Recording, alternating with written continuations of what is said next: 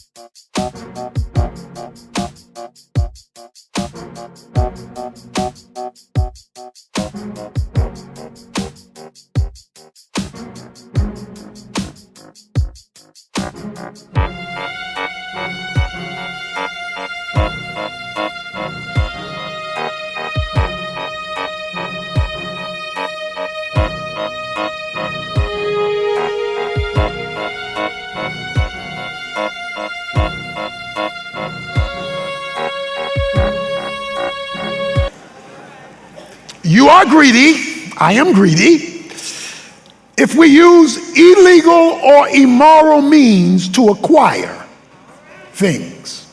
Illegal or immoral means of acquisition means that you're driven by greed.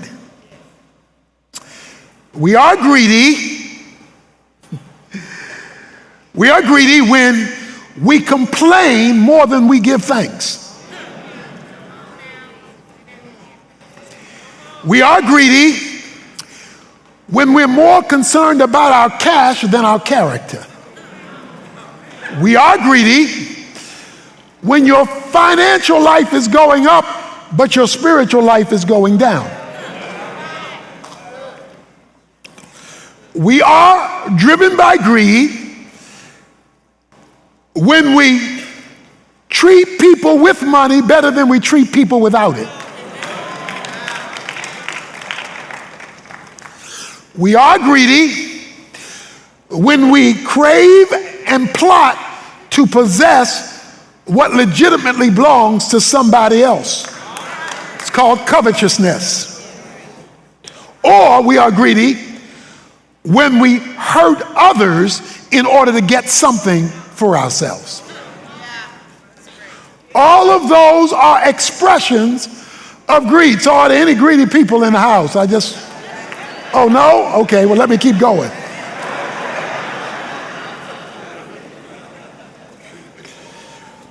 Money is the leading counterfeit god of our culture. In Luke chapter 12, there's a story that Jesus tells. Jesus has been teaching in Luke 12 spiritual truths. In the middle of his instruction, a man comes to him in verse 13. Someone in the crowd said to him, "Teacher, tell my brother to divide the family inheritance with me." But Jesus said to him, "Man who appointed me judge or arbitrator over you?" Then he said to them, "Beware and be on guard against every form of greed. For not even when one has an abundance does his life consist of his possessions." So Jesus is teaching spiritual truth. He's trying to get people to think Godward. This guy breaks into the teaching and says, "Jesus, my brother is holding money out on me from our family inheritance. Would you please tell my brother to show me the money?" Jesus looks at him and says, "You better watch out. For every form, every shape, every size." In other words, all greed is not the same. In whatever way greed comes. I'm trying to teach spiritual principle and you want to jump to money. You better beware. Now, notice, this is not the guy who has the money. This is the guy who wants the money. So you can be poor and greedy. Because he doesn't have it yet, but he wants it so bad, he's willing to skip the spiritual, interrupt the master for him to solve this financial dilemma. So that leads Jesus to tell his story in Luke 12. I'll summarize it real quick. There's a rich man in verse 16. He's got this big piece of property. So he starts talking to himself. He says to himself, his outer man is talking to his inner man. And he says, verse 19, "Soul," watch it when you start talking to yourself. "Soul, you have many good things laid up for many years to come. Take your ease, eat, drink, and be merry." But God said to him, "You fool, this very night your soul is required of you, and now who will own what you have prepared? So is the man who stores up treasure for himself and is not rich toward God." Here we have a man who's got a booming agricultural business. I mean, he's got to build more storage to handle how great his business in agriculture has become. I mean, he's blowing and going. So he builds these storages and he starts talking to himself. He says, "Self, you got it going on. You are the bomb. You are a beast. And so self, since you all that in a bag of chips, we gonna party, hearty. We gonna eat, drink, and be merry." It was all about him, and he's bragging. God enters into his self-talk. And while he's talking to himself, God from heaven says, "You fool." So that means you can be productive and be a fool at the same time. Successful and be a fool at the same time. Think you got it going on and be a fool at the same time. Why? Because this man had economic plans that were about to be interrupted that night. Because he says, "Your soul is required of you." Now tell me how rich you said you are. In other words, if you are poor toward God, it doesn't matter how rich you are toward man or toward yourself. He's not condemning the man for being productive. He's condemning the man for being spiritually impoverished, although he was financially successful. And he says, "I'm coming to get you. When I come to get you," and it will be tonight, even though you don't know it yet, it's going to be tonight, and now you won't get to enjoy anything you planned. You know, that's the thing about the end of life. But once it turns into greed, which means it's flipped your spiritual priority, you and I have put ourselves in a damaging, devilish scenario. Now here we have a man, and Jesus says in verse 21, "So is the man or woman or whoever they are, so is the person who stores up treasure for himself and not rich toward God." So the question on the floor is, how spiritually rich are you? How spiritually rich are you? Now, This issue with greed is not merely an individual problem, it's a family problem. The amount of couples who fight over money, who break up over money, who get divorced over money, who have to sneak and hide money from each other because of money has gotten the wrong foothold in the home. And nothing manifests greed more than the growth of family debt. Oh, but it's not only an individual problem and a family problem, it can be a church problem. There's a theology running around for years, prosperity theology, where you speak wealth into existence, where God becomes your slot machine and you come for your blessing. Never mind, I'm not growing spiritually, I want my blessing. Never mind, there's no time to serve, I want my blessing. Click, click. Never mind, I rob God regularly, I want my blessing. And so God becomes used in the name of God. And many pulpits have put gold before God, money before the master, and then try to spiritualize it. Well, God wants you to prosper. It's not that God doesn't want you to prosper, he just doesn't want you to prosper without him. And to use the pulpit to trick people out of their money, or to use the pulpit to guarantee something God didn't guarantee him, making God look like he doesn't keep his word, thus giving God a bad name, is the misuse of church. So even church can be greedy. Let me talk about societal greed, because it dominates in Western civilization. As corporate greed, where for the sake of corporate profits, you abuse workers. Or as James says in James 5, you don't pay them their fair wages. Or you rip them off, or you rip customers off in order to make more money. Well, if you are here today and you are a businessman or a businesswoman, you have a right to make a profit. You ought to make a profit, but not at the expense of being righteous in the dealing of your business and being godly in the relationship to your workers and your customers. We have ungodly people today doing business and calling themselves Christians. That is a form of corporate greed. There is predatory lending. There are places in our community where people who have no other option have to pay 300 and 400% interest to get by. That's greed. To take advantage of people's desperation. Don't get me wrong, God is not against profit, he's against greed. He's against greed.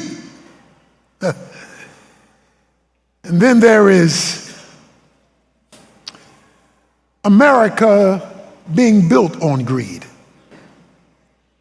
Slavery existed in America due to greed.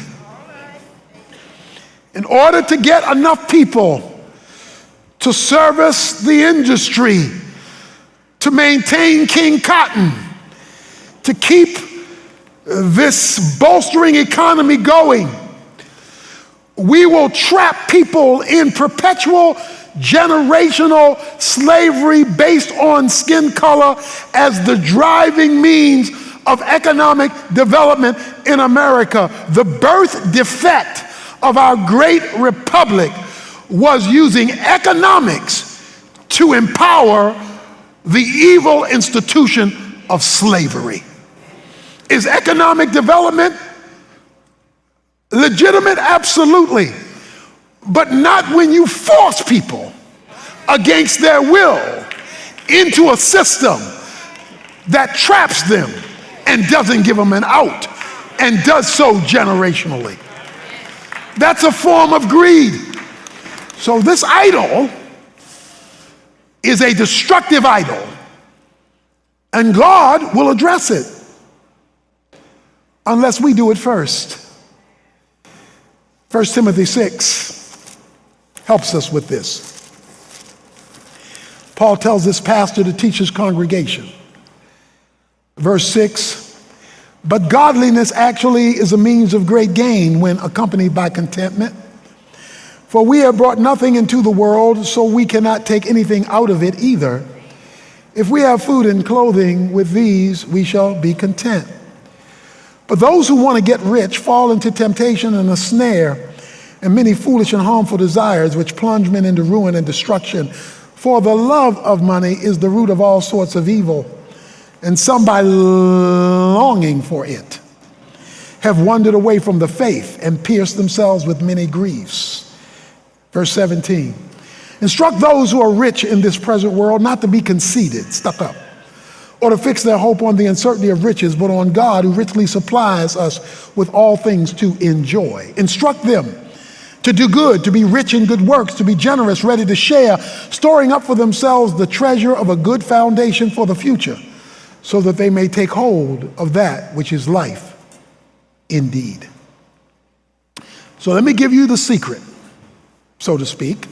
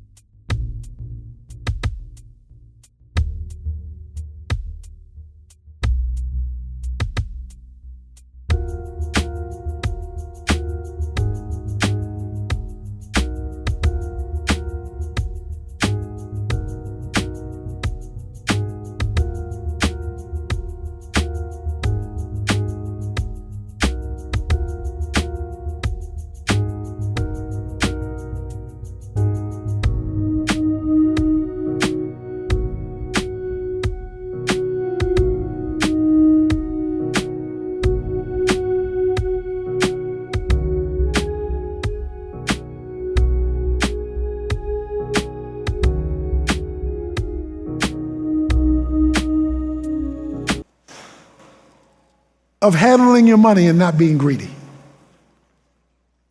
First, verse 6 says, godliness with contentment is great gain. Godliness is a life that seeks to pursue pleasing God. Contentment is to be at ease and grateful for what you have until God gives you more. He says, first of all, when the necessities of life have been provided, food, clothes, shelter, those are necessities of life. When you have those, thanksgiving should be driving your life, not complaining. Greed has side effects. Oh yeah, it's good coming in on the front end, but when it's done its damage, you're gonna wind up with great loss and be a damaged person, not because you have money, but because it's turned into greed, which is the illegitimate use and presence of money. He says, I want you to instruct them, teach them, give them the right perspective. He says, verse 17, those who are rich in this present world. So let's get this straight. It's not a sin to be rich. If it's legitimate, it's not a sin. If you've been productive, you saved your money, you stayed out of debt, your business is doing well, that's not a sin. But then he says, but you tell them something. Pastor Timothy, you tell the church at Ephesus, you tell them this. You instruct them to be rich in good works and to be generous and ready to share. Oh, okay. Let me put it this way. The richer you are, the more generous you should be. Okay? And the richer you are, the more willing to serve you should be. He says, you tell the folk that's been blessed and have an abundance, they should do good works. They should be generous. That was the tithe, and the offering was on top of that, where you help people and serve people and did extra stuff. He says, storing up for themselves. Okay, let me say that again, verse 19. Storing up for themselves. Oh, God has a storage unit. He says, storing up, watch this, treasures, valuables. He says, when you handle money biblically and don't be greedy or the things that money can buy, he says you are building your own storage unit. And in this storage unit, it serves as a good foundation for the future. And what will this storage unit do for you? Watch this. So that they may take hold of that which is life indeed. Somebody say life indeed. Indeed means show enough. Indeed means for real. In Luke 16, Jesus tells a story, and he concludes the story about this unrighteous steward, and he says this in verse 10. He says, he who is faithful in a very little thing is faithful also in much. And he who is unrighteous in a very little thing is unrighteous also in much. Therefore, if you have not been faithful in the use of unrighteous wealth, who will entrust the true riches to you? And if you have not been faithful in the use of that which is another's, who will give you what is your own? No servant, watch this, can serve two masters. For either he will hate the one and love the other, or else he will be devoted to the one and despise the other. Watch this. You cannot serve God and wealth. Okay? You cannot. He will not allow the option of serving God and money. He says, when you bring your money and make it equal to me, when you bring your profits and make it equal to me, when you bring your business and make it equal to me rather than recognizing me as the source, you have created a competing God. And the passage says, don't miss this, if you can't be trusted with unrighteous mammon, mammon means money, if I can't trust you with money not to turn it into a God, then what makes you think I will give you true riches? Oh, don't miss this.